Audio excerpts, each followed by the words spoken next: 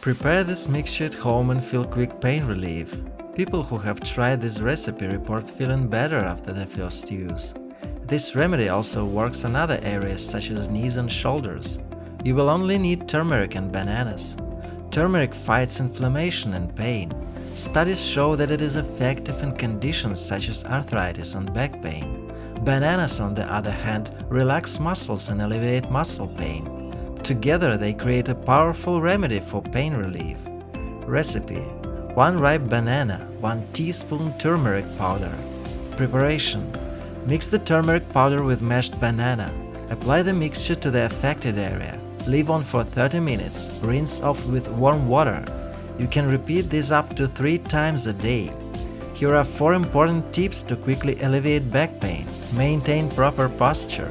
Regularly exercise to strengthen your back. Lose weight if necessary. Avoid lifting excessive weight. If the back pain is severe or doesn't go away with home remedies, consult a doctor. If you are pregnant or breastfeeding, it is important to consult a doctor before using this home remedy.